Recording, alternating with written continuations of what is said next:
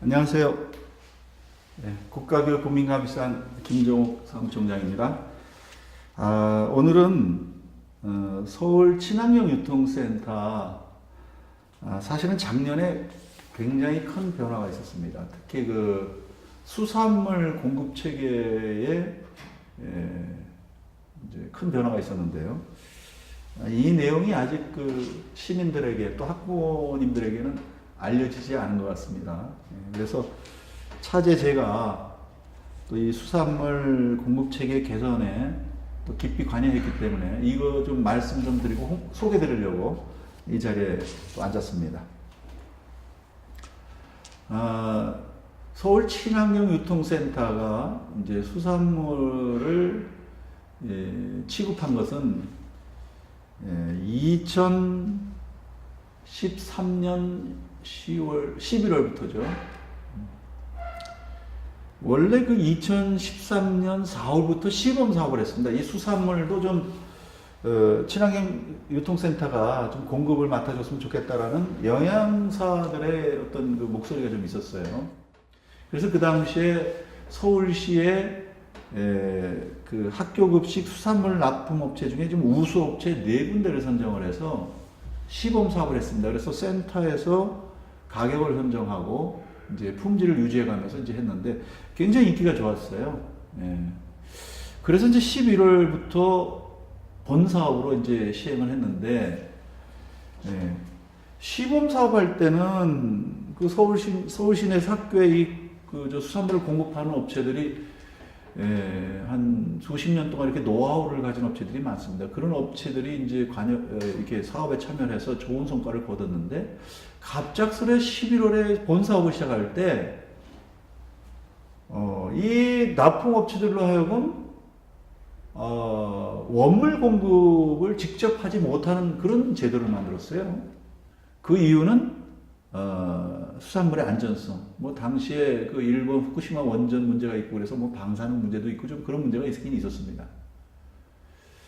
그래가지고 그 당시 사조 산업, 또 거제 수협, 또 여수에 있는 그 건해산물 이런 협동조합들, 이런 협동조합들을 소위 이 수산물에 대한 산지 업체라는 개념을 도입했습니다. 원물을 공급하는 별도의 산지 개념을 집어넣다 보니까 한 2, 3년 운영하면서 서울 시내 학교의 영양사들의 불만이 상당히 고조됐어요.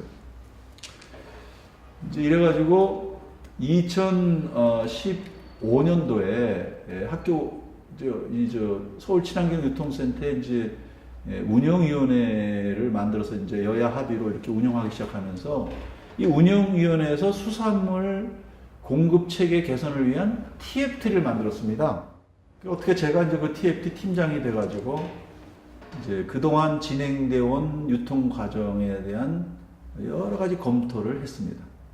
검토를 해보니까 문제점들이 많이 드러났어요. 어떤 문제점들이 드러났는가 하면, 일단 부산에 산지 개념을 넣다 보니까 산지에서 1차 전처리를 해서 이제 가져오는 겁니다. 그러니 학교 영양사들 입장에서는 당연히 생선의 맛이 떨어질 밖에 없죠.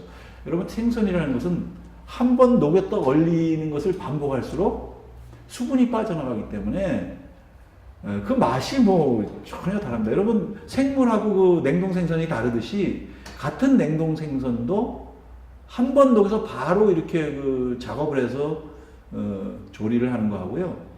녹였던 걸 또 얼리고 또 녹이고 이렇게 2차 반복하는 거는 천양지 차이가 나는 겁니다. 그리고 시범 사업할 때는 굉장히 그 생선이 맛이 있었는데 본 사업이 들어가니까 맛이 없어졌다는 거예요. 그게 영양사 분들의 그 공통된 목소리였습니다. 또 하나 문제점은 서울에 있는 업체들이 바로 경매를 해서 이제 그 학교에 공급할 때는 학교에서 그 물건을 받기 전날 밤에 작업을 합니다. 하루 밤 전에. 밤에 작업을 해서 새벽에 이제 학교에 갖다 줍니다. 그럼 그날 바로 조리를 하는 거예요. 부산에서는 서울만 공급하는 게 아니라 이제 뭐 충청도 여러 군데 공급을 하다 보니까 서울 공급 물량을 몰아서 일주일에 한 2번 정도밖에 작업을 안 합니다.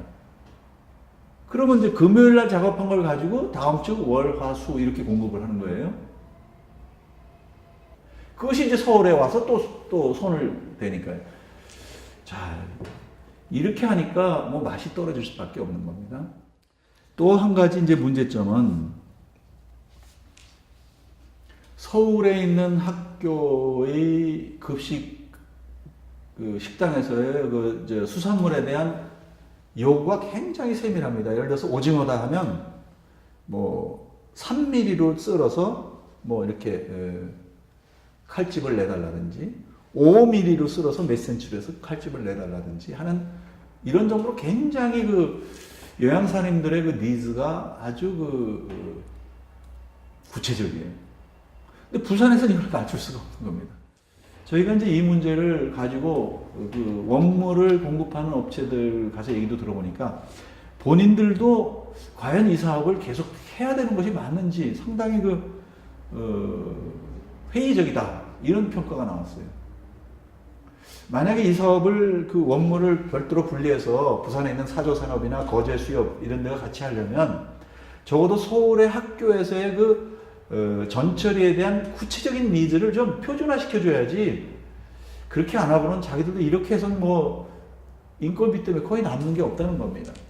시범 사업들과 달리 원물을 따로 분리해서 공급하는 이 제도가 장점도 일부 있지만 서울 학교 급식에서는 구조적인 문제가 있기 때문에 이걸 그대로 다음 계약에서도 계속 이렇게 유지할 수가 없다는 결론이 나왔습니다. 그래서 작년에 이 수산물 원물 산지 개념을 저희가 없애버렸고 서울 인근에 있는 그동안 노하우를 갖고 학교에 실제 이렇게 공급해왔던 업체들이 원물 경매에서부터 일괄 생산 체제로 이렇게 해서 학교에 공급하는 것으로 이렇게 제도를 바꿨습니다. 바꿔서 작년 11월에 재공모를 해가지고요. 금년 3월부터 이제 바뀐 체제로 수산물이 공급이 되고 있습니다.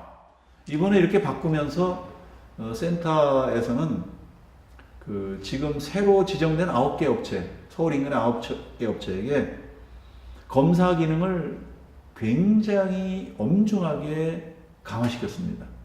그래서 월 평균 한 30건 이상의 검사를 해서 제출하지 않으면 안 되도록 이렇게 했고요. 또 방사능 검사 같은 것들은 각 업체가 스스로 이제 검사를 할 수 있도록. 그래서 거의 전수 검사가 가능하도록 이렇게 업체 기준을 강화를 했습니다. 그렇게 해서 이제 수산물 체계가 바뀌었다는 거, 이걸 좀 알려드리면서 오늘 말씀 마치겠습니다. 감사합니다.